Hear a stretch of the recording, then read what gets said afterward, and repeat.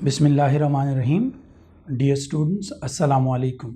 आज हम पढ़ने जा रहे हैं 9th क्लास की केमिस्ट्री के चैप्टर नंबर 1 का अपना लेक्चर नंबर 2, और इसमें हम कवर करेंगे अपनी बाकी बच जाने वाली 5 ब्रांचेस ऑफ केमिस्ट्री। तो स्टार्ट करते हैं जी आज का लेक्चर। पहली ब्रांच ऑफ केमिस्ट्री जो आज हम पढ़ेंगे वो है बायोकेमिस्ट्री। बायोकेमिस्ट्री केमिस्ट्री की वो ब्रांच है जिसके अंदर हम लोग क्या करते हैं, structure, composition, reactions of living organisms पढ़ते हैं। Biochemistry is a branch of chemistry in which we study the structure, composition, properties and chemical reaction of compounds which are found in living organisms. Biochemistry में उन तमाम chemical compounds, substances, अशिया की properties को study किया जाता है, chemical reaction को स्टडी किया जाता है, उनकी कॉम्पोजिशन, तरकीब, बनावट, उसको स्टडी किया जाता है, उसके स्ट्रक्चर को स्टडी किया जाता है जो लिविंग ऑर्गेनिजम्स के अंदर या जानदारों के अंदर पाए जाते हैं। बायोकेमिस्ट्री के अंदर मेटाबॉलिज्म ऑफ बायोमोलिक्यूल्स को भी स्टडी किया जाता है। बायोमोलिक्यूल्स क्या होते हैं?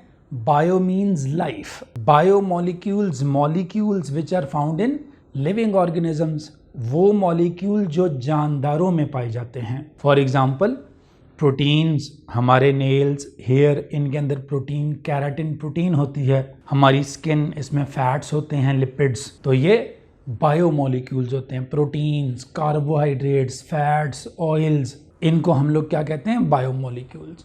तो हम स्टडी करते हैं मेटाबॉलिज्म ऑफ बायोमोलिक्यूल्स। मेटाबॉलिज्म का क्या मतलब है? Metabolism means all the chemical reactions that take place within a living organism. वो तमाम केमिकल रिएक्शन जो एक जानदार के अंदर होते हैं उनको कलेक्टिवली, मजमूई तौर पर क्या कहा जाता है? मेटाबॉलिज्म। छोटे मोटे मॉलिक्यूल्स का आपस में मिलकर बड़े मॉलिक्यूल्स बना लेना, बड़े मॉलिक्यूल्स का टूटकर छोटे मॉलिक्यूल्स में तब्दील हो जाना, ये मेटाबॉलिज्म कहलाता है। जैसे हम फूड खाते हैं तो उसकी डाइजेशन कैसे होती है, उसका हाजमा कैसे होता है, ये एक मेटाबॉलिज्म का रिएक्शन है, डाइजेशन ऑफ फूड। हम सांस लेते हैं, रेस्पिरेशन, फूड की ब्रेक डाउन करके एनर्जी प्रोड्यूस करते हैं, तो ये मेटाबॉलिक रिएक्शंस हैं जो लिविंग ऑर्गेनिजम्स के अंदर होते हैं। प्लांट्स अपना फूड कैसे तैयार करते हैं, सनलाइट से, वाटर से, कार्बन डाइऑक्साइड से कैसे तैयार करते हैं, ये भी मेटाबॉलिज्म है। फोटोसिंथेसिस को कहते हैं। छोटी क्लासेस में आपने पढ़ा होगा कि प्लांट्स सनलाइट से, वाटर से और कार्बन डाइऑक्साइड की मदद से अपना फूड तैयार करते हैं, और इस प्रोसेस को क्या नाम दिया जाता है? Photosynthesis. Photo means light, synthesis mean तैयार करना, preparation with the help of light. ये सारी मेटाबॉलिज्म के रिएक्शंस हैं। अगली बात, ये बायोकेमिस्ट्री जो है वो इमर्ज कब हुई as a separate discipline? Biochemistry एक अलहदा शाख के तौर पर, ब्रांच ऑफ केमिस्ट्री के तौर पर नमूदार कब हुई? बायोकेमिस्ट्री इमर्ज हुई एज ए सेपरेट डिसिप्लिन जब साइंटिस्ट ने ये स्टडी करना शुरू कर दिया कि how living organisms obtain energy from food. जब साइंसदानों ने इस चीज़ को अंडरस्टैंड करना शुरू किया कि जानदार या लिविंग ऑर्गेनिजम्स किस तरह फूड से एनर्जी हासिल करते हैं, जो हम खाते हैं उससे हमें एनर्जी कैसे मिलती है, जब हमने इसको अंडरस्टैंड करना शुरू किया, और चेंजेस ड्यूरिंग अ डिजीज़, जब हमारे जिस्म पर कोई बीमारी हमलावर होती है, हमें कोई बीमारी लगती है, तो उस बीमारी के दौरान हमारी बॉडी में क्या तब्दीलियाँ आती हैं। जैसे आजकल कोरोना की वबा फैली हुई है, तो कोरोना अगर अल्लाह ना करे किसी बंदे को जो है वो हो जाए तो उसके साथ क्या मसाइल होते हैं, उसकी बॉडी में क्या तब्दीलियाँ आती हैं। जैसे उसे सांस लेने में दुश्वारी होती है, उसके लंग्स गैसियस एक्सचेंज करवाने में थोड़ी सी डिफ़िकल्टी महसूस करने लग जाते हैं गैसों के तबादले में, जिसकी वजह से बंदे को सांस लेने में मुश्किलात पेश आती हैं। तो जब साइंटिस्ट ने ये स्टडी करना शुरू किया कि किसी बीमारी के दौरान हमारी बॉडी में क्या क्या तब्दीलियाँ आती हैं और हम फूड से एनर्जी कैसे हासिल करते हैं, उसके बाद बायोकेमिस्ट्री फिर इमर्ज हुई, नमूदार हुई as a separate branch of chemistry. और फिर हमने इसे पढ़ना शुरू कर दिया biochemistry as a separate branch of science आप कह लें, क्योंकि ये बायो केमिस्ट्री दोनों का कम्बिनेशन है। स्कोप, बायो केमिस्ट्री का स्कोप क्या है? बायो केमिस्ट्री अगर आप पढ़ेंगे तो आप 3 मेन फील्ड्स जो हैं वो जिनके अंदर जा सकते हैं, एक मेडिसिन, एक फूड साइंसेस और एक एग्रीकल्चर। मेडिसिन आपको पता है मुख्तलिफ तरह की अद्वियात तैयार करना, बायो केमिस्ट्री की उस लिहाज से भी बहुत इंपॉर्टेंस है। फूड साइंसेस, फूड को स्टडी करना, मुख्तलिफ तरह के ग़िज़ाई अजनास को, मुख्तलिफ तरह की फूड्स को जो हम खाते हैं हमने उनको स्टडी करना, उनकी इम्पॉर्टेंस को स्टडी करना, उनकी डाइजेशन को स्टडी करना, मैकेनिज़म्स को स्टडी करना कि जो चीज़ हम खाते हैं प्रोटीन्स हैं, कार्बोहाइड्रेट्स हैं, तो वो बने किस तरह के होते हैं, उनकी डाइजेशन होती है तो किस तरह होती है। इसके अलावा एग्रीकल्चर, एग्रीकल्चर क्या है? आम ज़बान में इससे मुराद ज़राअत लिया जाता है। ये पौधे वगैरह, मुख्तलिफ तरह की क्रॉप्स, फसलें वगैरह लगाना, इसको हम लोग जो है वो एग्रीकल्चर या ज़राअत कहते हैं। तो बायो केमिस्ट्री का स्कोप जो है वो इन 3 फील्ड्स के अंदर जो है वो बहुत ज़्यादा है। अगली ब्रांच हमारी केमिस्ट्री की है, 5वीं ब्रांच आपकी बुक की, वो है इंडस्ट्रियल केमिस्ट्री। नाम से जाहिर है इंडस्ट्रियल केमिस्ट्री, इंडस्ट्री से निकला है लफ्ज़। इंडस्ट्रियल केमिस्ट्री में हम लोग क्या करते हैं? मुख्तलिफ केमिकल कंपाउंड्स को तैयार करते हैं on commercial scale. Commercial scale का मतलब होता है तिजारती पैमाने पर। हम मुख्तलिफ तरह की इंडस्ट्रीज़ लगाते हैं, फैक्ट्रियाँ लगाते हैं, उन इंडस्ट्रीज़ के अंदर हम मुख्तलिफ केमिकल कंपाउंड तैयार करते हैं और फिर उन केमिकल कंपाउंड्स को हम मार्केट में बेचते हैं, कस्टमर्स को बेचते हैं ताकि उससे हमें माली फ़ायदा हासिल हो सके। ये होता है कमर्शियल स्केल, तिजारती पैमाने पर। मसलन हम ऑक्सीजन तैयार कर सकते हैं, ऑक्सीजन सिलेंडर्स, क्लोरीन तैयार कर सकते हैं। क्लोरीन आपको पता है पानी को साफ़ करने में इस्तेमाल होती है, chlorination of water. Ammonia, sodium hydroxide, caustic soda, HNO3, nitric acid, H2SO4, sulphuric acid. तो हम किसी भी तरह की sulphuric acid, nitric acid, sodium hydroxide, ammonia, chlorine, oxygen वगैरह, इनमें से किसी की भी इंडस्ट्री लगा सकते हैं और इसको प्रिपेयर करके फिर हम मार्केट में इनको सेल कर सकते हैं, बेच सकते हैं और उससे फिर मुनाफा या प्रॉफिट कमा सकते हैं। याद रखें ये जो मुख्तलिफ कंपाउंड्स हैं ये बेसिकली रॉ मटेरियल्स भी होते हैं for different industries, for preparing different products. Raw materials क्या होते हैं? खाम माल। खाम माल क्या होता है? रॉ मटेरियल उन मटेरियल्स को कहते हैं जिनकी मदद से आप कोई नई चीज़ आगे बना सकते हैं। एक आम मिसाल से पहले आपको समझाता हूँ कि वुडन फर्नीचर, लकड़ी का फर्नीचर। तो ये जो वुडन फर्नीचर होता है बुनियादी तौर पर आपको पता है लकड़ी से बनता है, और लकड़ी कहाँ से आती है? दरख्त से, ट्री से। तो हम कहेंगे कि वो जो दरख्त या दरख्तों की लकड़ी है वो क्या है? रॉ मटेरियल है किसका? फर्नीचर का। उससे फर्नीचर बनता है तो उसे रॉ मटेरियल कहा जाएगा। तो इंडस्ट्रियल केमिस्ट्री में हम मुख्तलिफ रॉ मटेरियल्स भी तैयार करते हैं जो फिर डिफरेंट इंडस्ट्रीज़ में यूज़ होते हैं, जैसे फर्टिलाइज़र इंडस्ट्री, खादों की सनत, नाइट्रिक एसिड, सल्फ्यूरिक एसिड, ये खादों की तैयारी में इस्तेमाल होते हैं। अमोनिया, NH3, तो ammonia, nitric acid, sulphuric acid, they are used to prepare fertilisers. Ammonium nitrate, ammonium sulphate वगैरह ये मुख्तलिफ खादें हैं जो हम जो है वो इस्तेमाल करते हैं। सोप इंडस्ट्री, साबुन बनाने के लिए। अब ये जो सोडियम हाइड्रोक्साइड होता है इसका कॉमन नाम है कास्टिक सोडा। तो कास्टिक सोडा या सोडियम हाइड्रोक्साइड होता है, ये साबुन की तैयारी में इस्तेमाल होता है। इसी तरह textile industry, paint industry. Textile कपड़े की सनत को कहते हैं, पेंट इंडस्ट्री आपको पता है ये पेंट्स क्या होते हैं। एग्रीकल्चरल प्रोडक्ट्स, मुख्तलिफ एग्रीकल्चरल प्रोडक्ट्स हम तैयार कर सकते हैं। ज़राअत में इस्तेमाल होने वाले केमिकल्स वगैरह, जैसे पेस्टिसाइड्स, इंसेक्टिसाइड्स पहले आपको बताया था। तो पेस्टिसाइड्स फसलों को नुकसान पहुंचाने वाले, कीड़े मकोड़े मारने वाली दवाइयाँ, हम वो भी तैयार कर सकते हैं। पेपर तैयार कर सकते हैं। तो ये हमारे पास थी सिंपल सी इंडस्ट्रियल केमिस्ट्री। उसके बाद अगली ब्रांच पे चलते हैं। अगली ब्रांच हमारी है न्यूक्लियर केमिस्ट्री। न्यूक्लियर केमिस्ट्री के अंदर हम स्टडी करते हैं radio activity, nuclear processes and their properties. Nuclear लफ्ज़ निकला है न्यूक्लियस से। न्यूक्लियस आप बच्चे जानते होंगे यकीनन कि एटम का सेंट्रल पार्ट होता है जिसमें प्रोटॉन और न्यूट्रॉन्स होते हैं और उसके गिर्द शेल्स होते हैं जिसके अंदर क्या होते हैं, इलेक्ट्रॉन्स होते हैं। ये जो एटम का सेंट्रल पार्ट होता है इसको क्या कहा जाता है, न्यूक्लियस। इसमें प्रोटॉन और न्यूट्रॉन दो तरह के पार्टिकल्स पाए जाते हैं, ज़रात पाए जाते हैं। ये जो न्यूक्लियस है इससे लफ्ज़ निकला है न्यूक्लियर।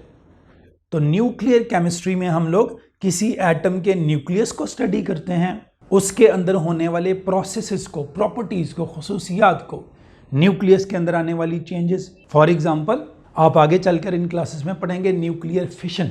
न्यूक्लियर फिशन क्या होता है, fission mean break down.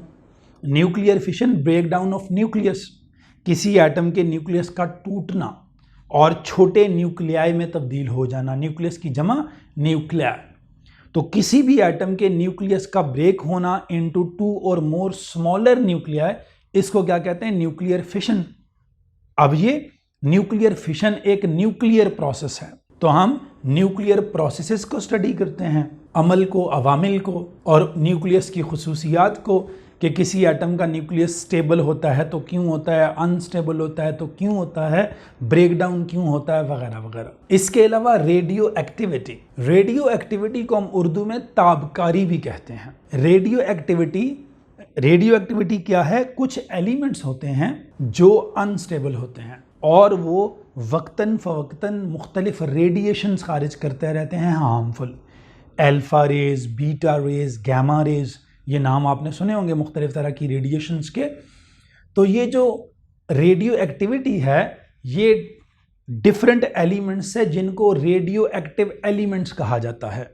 For example radium, polonium, ये ऐसे एलिमेंट्स हैं जो अनस्टेबल होते हैं और डिफरेंट रेडिएशंस खारिज करते रहते हैं, शुआएं खारिज करते रहते हैं ख़तरनाक, जो आपके लिए, हमारे लिए क्या होती हैं, नुकसानदेह होती हैं।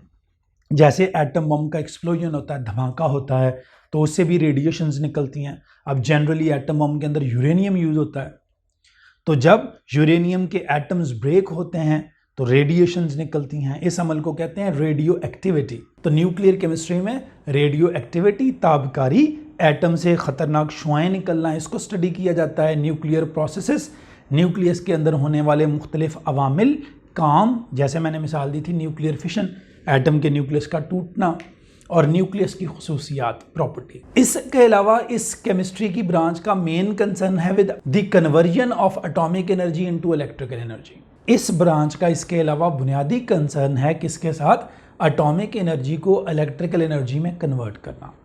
जब हम एटम्स को ब्रेक करते हैं तो जो एनर्जी रिलीज होती है उसे एटॉमिक एनर्जी या न्यूक्लियर एनर्जी कहा जाता है। उस एटॉमिक एनर्जी या न्यूक्लियर एनर्जी से हम क्या बनाते हैं, इलेक्ट्रिकल एनर्जी, यानी कि इलेक्ट्रिसिटी, बिजली। तो एटॉमिक एनर्जी से इलेक्ट्रिसिटी या बिजली पैदा करना, ये इस ब्रांच का सबसे मेन जो है वो क्या है, कंसर्न है कि हम एटम्स को तोड़ते हैं, उनसे एनर्जी हासिल करते हैं और फिर उस एनर्जी को कन्वर्ट करते हैं, तब्दील करते हैं इनटू इलेक्ट्रिसिटी, उससे बिजली बनाई जाती है। इसके अलावा न्यूक्लियर केमिस्ट्री में हम स्टडी करते हैं effects of radiations on plants, animals and humans. ये मुख्तलिफ तरह की जो रेडिएशंस होती हैं जो रेडियो एक्टिव एलिमेंट्स से निकलती हैं, अल्फा रेज ETC, तो इन रेडिएशंस के इंसानों पर, पौधों पर और दूसरे जानवरों पर क्या असरात होते हैं, इन असरात को स्टडी करने के लिए भी हम लोग क्या करते हैं, न्यूक्लियर केमिस्ट्री में काम करते हैं।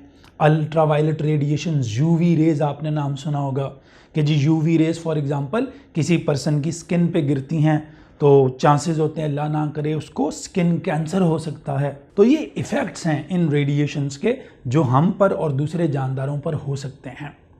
जैसे मैंने आपको मिसाल दी थी कि न्यूक्लियर एक्सप्लोजन होता है, एटम बम का धमाका होता है, तो उस धमाके के दौरान जब रेडिएशंस निकलती हैं तो उन रेडिएशन से क्या होता है आप सारे जानते हैं, तो इंसान जो है वो अच्छे खासे जो है वो जल के राख हो जाते हैं।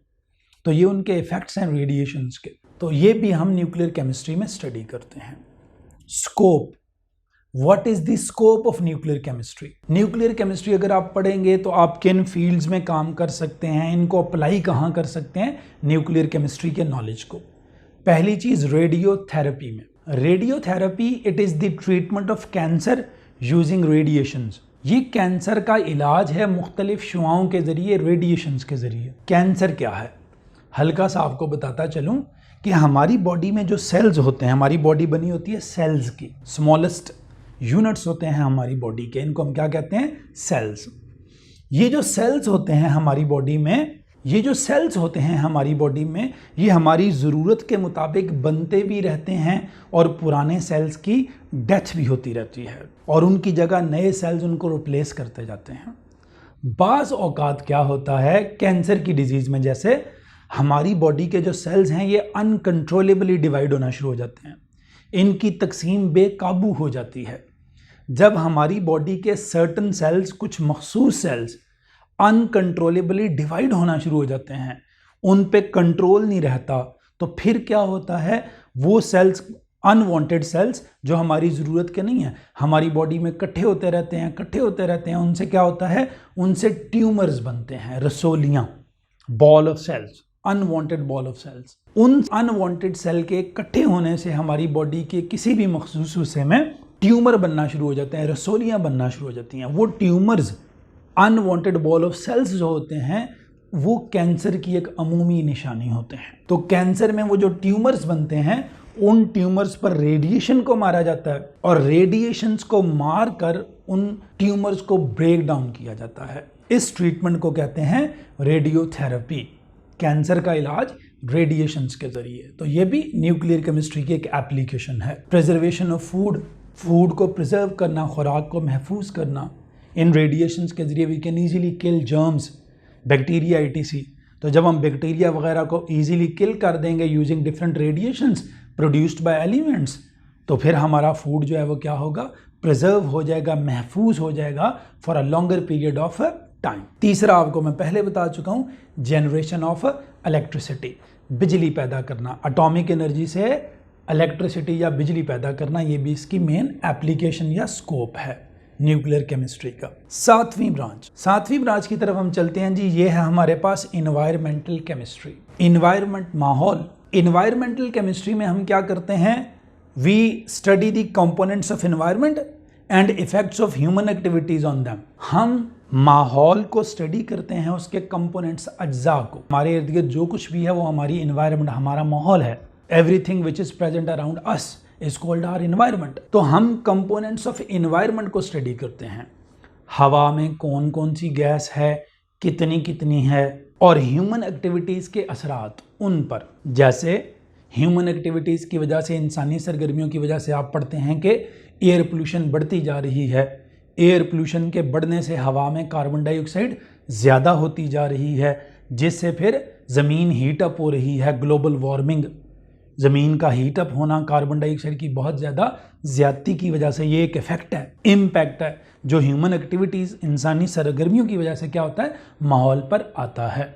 तो माहौल के अज्जा को स्टडी करना और माहौल पर असरात जो इंसानी सरगर्मियों की वजह से आते हैं, ह्यूमन एक्टिविटीज़ की वजह से आते हैं, इन्वायरमेंटल केमिस्ट्री में स्टडी किए जाते हैं। इन्वायरमेंटल केमिस्ट्री जो है, it is related to biology, geology, ecology, soil and water etc। इसका ताल्लुक बायोलॉजी से भी है, लिविंग ऑर्गेनिज्म से भी है। Biology, study of living organisms, जानदारों का मुतालिया। अब देखें, इन्वायरमेंट का ताल्लुक लिविंग ऑर्गेनिज्म से है। हमारी इन्वायरमेंट जैसे जैसे पोल्यूटेड हो जाएगी, गंदी होती जाएगी, वी विल गेट इफेक्टेड। तो इन्वायरमेंट का ताल्लुक लिविंग ऑर्गेनिज्म से होता है, बायोलॉजी से होता है। जियोलॉजी, जियो अर्थ को कहते हैं, ज़मीन को। Geology, study of earth. Earth आपको पता है, it is a part of our environment, हमारे माहौल का हिस्सा है। इकोलॉजी, इकोलॉजी इसको इन्वायरमेंटल बायोलॉजी भी कहते हैं। Ecology, eco, environment. Ecology living organisms और उनकी इन्वायरमेंट के दरमियान रिलेशनशिप की स्टडी होती है। लिविंग ऑर्गेनिजम्स और उनके इन्वायरमेंट के दरमियान रिलेशनशिप की स्टडी को इकोलॉजी कहते हैं। सॉइल, मट्टी, ये जो ऊपर ज़मीन के ऊपर मट्टी होती है, सॉइल होती है, ठीक है जी, आपको पता ये भी हमारी इन्वायरमेंट का हिस्सा है। Water, obviously part of our environment. Environmental chemistry क्यों पढ़ें, इसकी ज़रूरत क्या है? It is necessary for the protection of our environment and its improvement. अपनी इन्वायरमेंट को प्रोटेक्ट करने के लिए, महफूज करने के लिए और उसे बेहतर बनाने के लिए we need to understand the environmental chemistry. जब हम इन्वायरमेंट और उसकी केमिस्ट्री को अंडरस्टैंड करेंगे तो तभी हम अपनी इन्वायरमेंट को प्रोटेक्ट करेंगे। इसके बगैर तो नहीं कर सकते ना। देखिए, आपको पता ही नहीं है कि आपकी हवा के अंदर 21% ऑक्सीजन है, 78% नाइट्रोजन है, तो आप उसे प्रोटेक्ट कैसे करेंगे? ऑब्वियसली उसको प्रोटेक्ट करने के लिए आपको पहले उसका नॉलेज तो होना चाहिए ना। तो ये ज़रूरी है हमारे लिए अपनी एनवायरनमेंट को प्रोटेक्ट करने के लिए और उसे इम्प्रूव करने के लिए। आखिरी ब्रांच है हमारी एनालिटिकल केमिस्ट्री, तज्जियाती केमिस्ट्री। एनालिटिकल, एनालिसिस, तज्जिया। तो वर्ड एनालिटिकल एनालिसिस से निकला है, तज्जिए से निकला है। एनालिटिकल केमिस्ट्री में हम लोग क्या करते हैं? Separation and analysis of a sample. हमें अगर कोई सैंपल दिया जाता है तो हम उसको कंपोनेंट्स को मुख्तलिफ उसके सेपरेट करते हैं और एनालाइज करते हैं कि वो सैंपल जो हमें दिया गया है उसके अंदर कौन कौन से अज्जा हैं और वो कितने कितने हैं। इसे कहा जाता है एनालिटिकल केमिस्ट्री, एनालिसिस। एनालिसिस दो तरह का होता है, याद रखिए, qualitative analysis and quantitative analysis. ये क्या होते हैं? क्वालिटेटिव एनालिसिस में अगर आपको कोई सैंपल दिया गया है तो आप क्या करते हो? उसके अंदर मौजूद मुख्तलिफ कंपोनेंट्स को आइडेंटिफाई करते हो। Qualitative analysis deals with the identification of different components present in a sample. एक दिए गए सैंपल में जो मुख्तलिफ कंपोनेंट्स, अज्जा होते हैं, आपने उनको आइडेंटिफाई करना होता है, पहचानना होता है कि उस सैंपल में कौन कौन सी चीज़ है। तो उस सैंपल के अंदर जो जो चीज़, एलिमेंट्स वगैरह मौजूद होंगे उनको आइडेंटिफाई करना, इसे कहते हैं क्वालिटेटिव एनालिसिस। क्वांटिटेटिव, क्वांटिटी, मिकदार। क्वांटिटेटिव एनालिसिस क्वांटिटी से, मिकदार से निकला है। क्वांटिटेटिव एनालिसिस में हम क्या करते हैं? उन डिफरेंट कंपोनेंट्स की रिलेटिव अमाउंट्स को डिटरमिन करते हैं कि वो जो डिफरेंट कंपोनेंट्स आपके उस सैंपल में मौजूद हैं वो कितने कितने हैं, उनकी मिकदार कितनी कितनी है। ये कहलाता है क्वांटिटेटिव एनालिसिस। फिर सुनिए, क्वालिटेटिव एनालिसिस के अंदर हम ये पढ़ते हैं कि अगर आपको कोई सैंपल दिया गया है तो उसके अंदर जो मुख्तलिफ एलिमेंट्स मौजूद हैं, अगर आपको कोई कंपाउंड दिया गया है, लेट्स सपोज ग्लूकोज, तो ग्लूकोज के अंदर आप आइडेंटिफाई करें कि उसमें कार्बन है, हाइड्रोजन है और ऑक्सीजन है। ग्लूकोज का फार्मूला आप सबको आता होगा, C6H12O6। ग्लूकोज के अंदर 3 एलिमेंट्स मौजूद हैं, कार्बन, हाइड्रोजन और ऑक्सीजन। अगर आप इन एलिमेंट्स को आइडेंटिफाई करें तो इसे कहते हैं qualitative analysis, identification of different elements present in a compound. ये क्वालिटेटिव एनालिसिस है। क्वांटिटेटिव एनालिसिस क्या होगा कि कितने परसेंट कार्बन मौजूद है, कितने परसेंट हाइड्रोजन मौजूद है ग्लूकोज में और कितने परसेंट ऑक्सीजन। तो आपके ग्लूकोज के उस सैंपल में कौन कौन सा एलिमेंट कितने परसेंट है, उसकी मिकदार कितनी है। अगर ये आप अंडरस्टैंड करने की कोशिश करेंगे तो उसे क्या कहेंगे? Quantitative analysis. क्वालिटेटिव एनालिसिस में कंपाउंड के अंदर कौन कौन से एलिमेंट्स हैं और क्वांटिटेटिव एनालिसिस में वो कितने कितने हैं, ये स्टडी किया जाता है। स्कोप, एनालिटिकल केमिस्ट्री का स्कोप क्या है? एनालिटिकल केमिस्ट्री का स्कोप या एप्लीकेशंस फूड इंडस्ट्री में है। आप फूड इंडस्ट्री में फूड एक्सपर्ट बन सकते हैं। वाटर, प्यूरिफिकेशन ऑफ वाटर, आप पानी तैयार करने वाली इंडस्ट्री लगा सकते हैं, जैसे ये नेस्ले प्योर लाइफ, ठीक है जी, एक्वाफीना वगैरह। तो इस प्यूरिफिकेशन ऑफ वाटर, इस फील्ड में आप जा सकते हैं।